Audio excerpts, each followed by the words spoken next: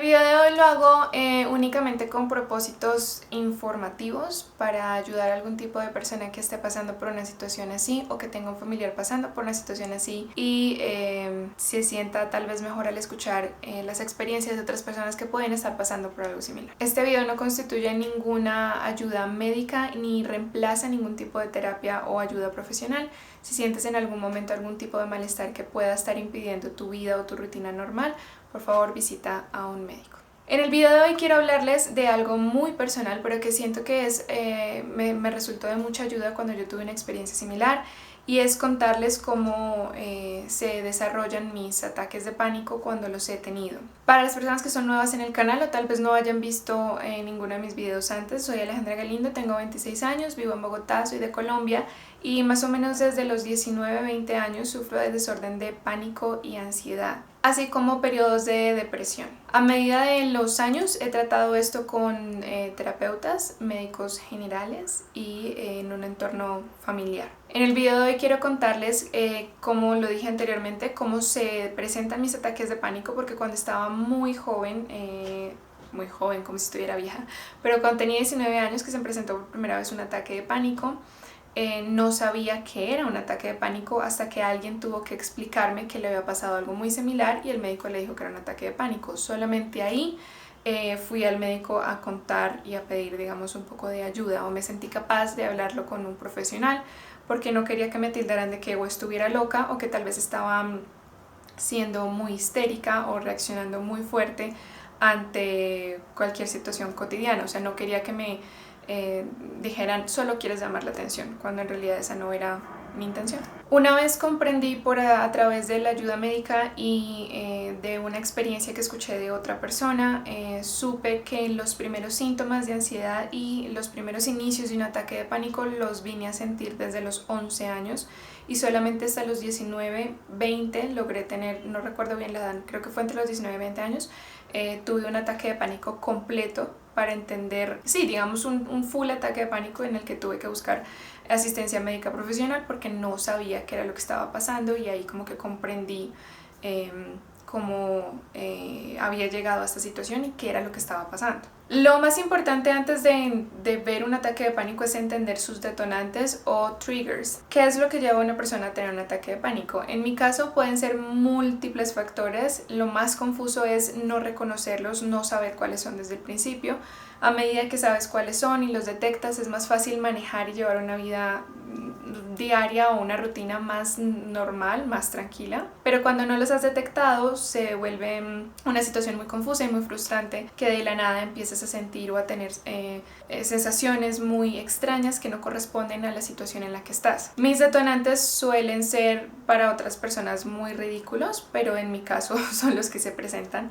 Estar en una discusión con alguien, tener una conversación agitada o acalorada con alguien, me genera un estado de ansiedad muy alto en el que eventualmente no soy capaz de tener una discusión como un adulto, sino que se desata en un ataque de pánico, pierdo el control sobre mis emociones y eventualmente la discusión se vuelve en un desastre porque pues yo ya estoy fuera de sí. Entonces aprendí que no era que yo fuera histérica, sino que en realidad estaba teniendo ataques de pánico cada vez que se me presentaba una situación medianamente tensa con alguien. No me gustan las confrontaciones y digamos que mi cerebro lo maneja de esa forma.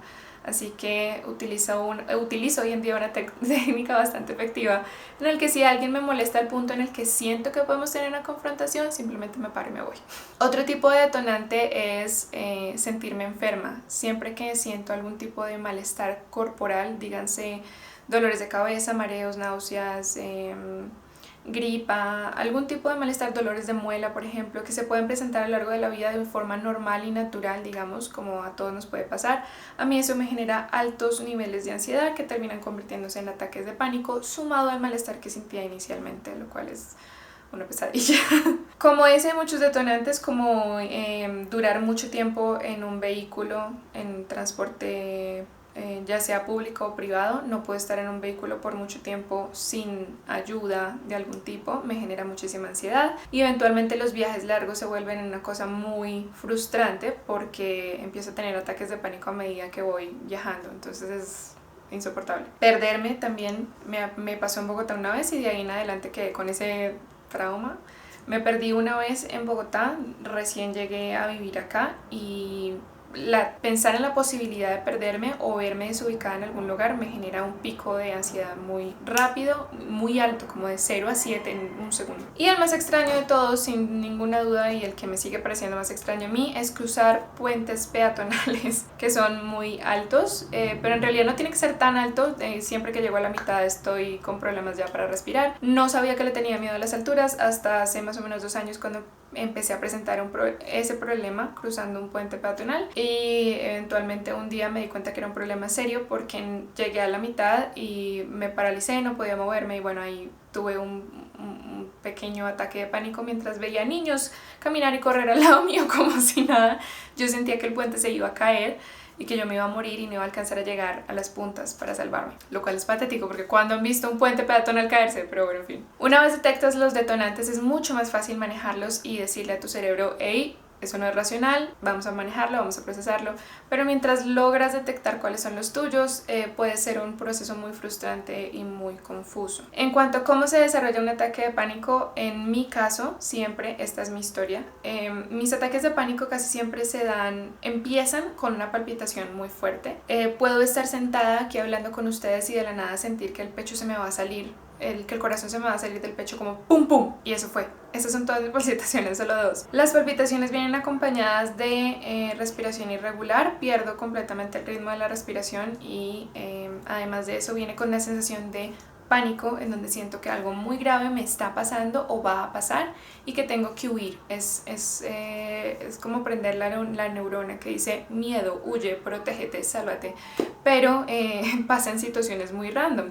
Me ha pasado estando en plena discoteca bailando con mis amigos, me ha pasado en vehículos en movimiento, me ha pasado cruzando los puentes y los más dolorosos, pienso yo, son los que me daban dormida. Estando en medio de un sueño profundo sentía la palpitación y despertaba con un full ataque de pánico a las 3, 4 de la mañana, confundiendo a todas las personas que estaban conmigo. Entonces, todas las personas, no en la cama, no, sino en la casa, porque me escuchaba.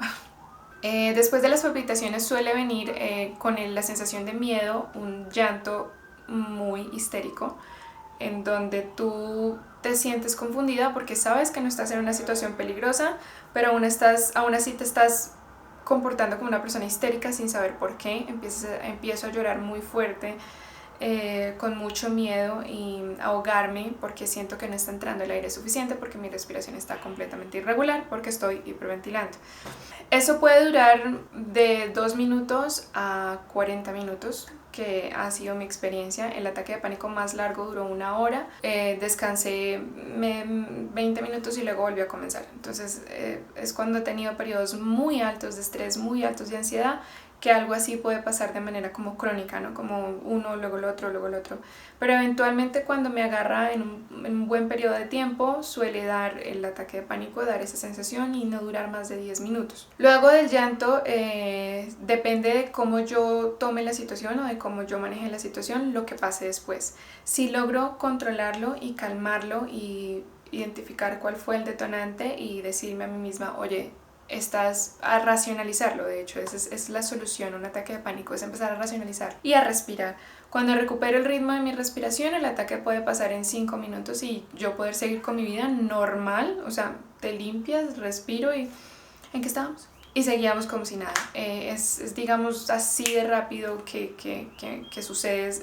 Tal vez por eso es que se llaman ataques, porque te cogen muy de sorpresa y son a veces muy rápidos. Entonces es un poco confuso para las personas que están contigo y que tienen que vivir eso contigo también. Si no lo retomo, si no lo tomo bajo control, la situación puede ponerse mucho peor, en el sentido de que van a empezar a dar muchas náuseas, muchos mareos, temblores, las manos pierden el pulso, se desajusta como tal, empiezan a temblarme las manos, empiezo a tener espasmos musculares aquí y allá, en donde tú ves que una pierna me brinca o un pie me brinca o la nalga me hace así, o los brazos me reaccionan. Me pongo muy colorada, los antebrazos, esta parte empieza a ponerse frío, caliente, frío, caliente. Entonces es muy confuso porque es como sentir un escalofrío y luego fiebre, escalofrío y luego fiebre. Es muy, muy rápida el cambio térmico que siento en los brazos. Y yo creo que la parte más incómoda ha sucedido pocas veces en donde he dejado avanzar un ataque de pánico hasta ese punto. empiezo a salivar mucho y los músculos de la mandíbula empiezan a trabarse, como a congelarse. Entonces abrir y cerrar la boca se vuelve un inconveniente para mover la cara. Eso hace que al trabarse esto y al estar salivando bastante empiezo a tener salivación por toda la cara, empieza a escurrirse la saliva porque no puedo cerrar la boca apropiadamente y la lengua queda pasmada, casi que no la puedo levantar, entonces es complicado hablar, es complicado hasta explicar la situación porque sin quererlo me está llevando hacia ese momento. Entonces es una escena muy desagradable y es muy asusta, no solo a las personas que puedan estar contigo, sino a ti mismo, porque no sabes qué está pasando o por qué llegaste hasta ese punto. Afortunadamente ese nivel de terror solamente lo he llegado a sentir muy pocas veces, y es porque no le di un manejo adecuado a la ansiedad que me da previa al ataque de pánico, o si el ataque de pánico aparece de la nada, no lo manejé apropiadamente apenas sentí las palpitaciones. En caso tal de que me dé hasta ese punto, lo que les digo, el ataque podría durarme media hora, una hora. En alguna ocasión con mi mamá tuve uno bastante fuerte en el que a las 3, 4 de la mañana ella no había logrado calmarme. Tuvo que meterme debajo de la ducha a ver si el agua me hacía reaccionar. Hubo mucho vómito porque el estómago no retiene nada. De una pastilla que me tomaba vomitaba prácticamente 2, entonces se convirtió en un asunto muy delicado porque yo ya no sabía qué más calmantes darme, porque no sabía qué me había quedado en el cuerpo o si lo había vomitado. Eventualmente un calmante sí hizo y me quedé dormida mientras temblaba, porque los espasmos no disminuyen fácilmente, entonces como que mi cuerpo temblaba y ella tenía que agarrarme para que yo no me lastimara las manos con las uñas, porque tiendes a hacer esto y de pronto arañarte la cara, entonces mi mamá tenía que cogerme y eventualmente fue como una situación de más o menos 3 o 4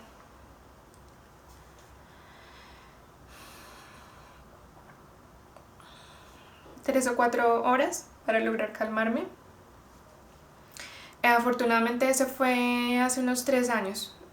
Ese creo yo que ha sido de los poquitos que ha sido más fuertes, fue ese. Hace 3 años y no he tenido que llegar a una situación tan extrema otra vez. Una de las razones por las que me gusta hablar de esto es porque no para sentarme acá y decir pobrecita yo, porque no, primero no soy la única a la que le pasa esto, y segundo no tengo ningún interés en victimizarme porque no quiero ser menos que nadie, pero lo hago precisamente porque cuando yo empecé a sentir este tipo de cosas estaba viviendo sola y era muy confuso. Empecé a tener una imagen personal muy negativa en el que creía que yo o estaba loca o era una histérica desquiciada porque no podía manejar sus emociones bien, y el tema es que no puedes manejar tus emociones cuando no estás en control de ellas. Entonces los ataques de pánico no son algo que tú provoques, llegan de forma involuntaria, pero sí tienes todo el poder para controlarlos, y eso es algo que no sabes de arranque. A ti no caes en cuenta de que tú sí estás en control de manejar las situaciones, solamente que tienes que aprender técnicas que sean útiles para ti, para controlarte y para ayudarte. Muchas personas padecen de un ataque de pánico, al menos yo creo que todos tenemos al menos una alguna vez en nuestra vida. A mi mamá le pasó alguna vez, se bajó de un transporte público, tuvo un bloqueo muy alto de ansiedad, o sea como que tuvo un ataque así súper rápido y perdió la orientación completamente, no sabía dónde estaba ni cómo había llegado ahí, perdió la memoria de los últimos 30 minutos y solamente a medida que empezó a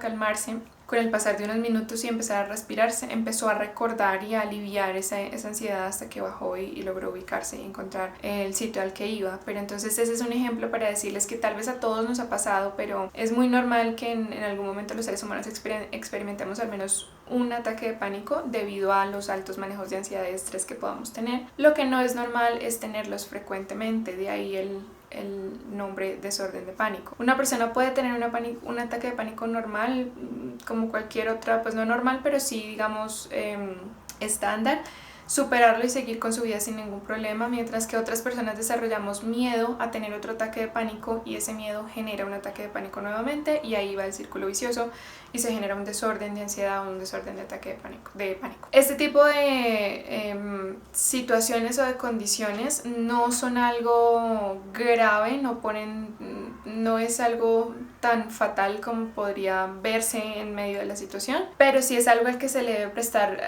atención profesional inmediatamente. Es necesario que vayas a un médico, es necesario que salgas de la casa, que dejes de buscar soluciones en YouTube y que vayas a un médico y hables con tu familia y hables con un profesional que te diga debes ir a un tratamiento psiquiátrico o puedes hacerlo con psicoterapia o X. Cada caso, cada ser humano es un mundo diferente y en particular los profesionales lo que tratan es de identificar cuál fue tu detonante para saber cómo manejarlo. Muchas veces solamente se necesita 1 año o 6 meses de psicoterapia porque está ligado a un evento en particular. Muchas otras responde a algo muy desordenado, que es lo que me ha pasado a mí. Mis detonantes van mutando a medida que va pasando el tiempo y es confuso saber de dónde sale, y entonces el profesional tiene que empezar a buscar qué pasa y cómo puede ayudarme. El consumo de medicinas y de tranquilizantes debe estar únicamente ligado a fórmula médica, no son dulces, no es tic-tac. Los antidepresivos no se deben tomar como gomitas trululú para cuando te sientas mal. Así no funciona. Tu cerebro no funciona así, tu cuerpo no funciona así y tu historia clínica necesita de un profesional que de hecho haya estudiado para saber cómo recetar ese tipo de medicinas, así que por favor ten mucho cuidado. Antes de meterte una pastilla, ve al médico y mira si te sirve o no te sirve. En mi caso particular, los ataques de pánico han ido disminuyendo a medida que yo he tomado más conciencia y más control en mi situación, en la medida en que yo me he sentido más dueña de mi vida, de mi cuerpo y de mi cerebro y he tomado el control de todo. La psicoterapia también ha ayudado bastante a ayudarme a entender qué pasa conmigo, a no tenerme miedo a las partes que tal vez no me gustan de mí y a manejarlas. En general el tratamiento no tiene nada negativo. Si con un terapeuta no te sientes bien, el problema no es la terapia, sino el terapeuta, lo cambias y listo. No recomiendo cambiarlo tan rápidamente, darle un buen intento antes de desistir, porque cada profesional tiene su programa y tiene su técnica y su estrategia para ayudarte, y no es bueno estar interrumpiendo y brincando de aquí a allá, sino darles un tiempo en el que tú puedas notar algún tipo de mejoría antes de decir, este no me gustó, me cambio para el otro. Pero si en algún momento sientes que la terapia no está funcionando, puede que no sea la terapia, sino el ángulo que el terapeuta está utilizando contigo, y pueda que te sientas mejor tal vez con un profesional nuevo. Más allá de eso, quedo como en mala onda cuando empiezo a acordarme de eso, porque el cerebro te lleva a esos lugares involuntariamente. Pero más allá de la situación, yo tengo algunas cositas que hago para intentar controlar un ataque de pánico que de manera inminente ha llegado a mi vida en ese momento. El primero es la respiración, y creo que se los había mostrado en otro video. Es una respiración bastante sencilla que ayuda en unos 2 minutos a bajar un 40% de la ansiedad o del estrés que estés sintiendo, y es más o menos así. Respiras profundo, retienes la respiración por 5 segundos y liberas. Entonces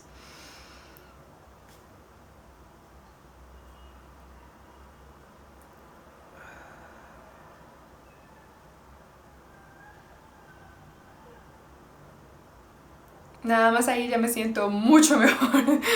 Repite eso las veces que sea necesario, no tiene ninguna contraindicación. También ayuda muchísimo si comienzas a visualizar que todo ese miedo, esa ansiedad y ese estrés está saliendo por el aliento que vas eliminando de tu cuerpo. Otra ayuda bastante importante es racionalizar la situación. En el momento en que sientas una palpitación o un ahogo, o lo que yo hago es, me ha pasado hasta lavando la loza, simplemente bajo los platos, cierro la llave y comienzo a preguntar qué pasa, qué sientes, por qué te sientes así, qué estabas haciendo, qué te alteró, en qué estabas pensando. Y a medida que te vas preguntando eso, de repente vas viendo, me enfoco en la sala, en un cuadro, en mi gata, en una baldosa, en una migaja que está en el piso.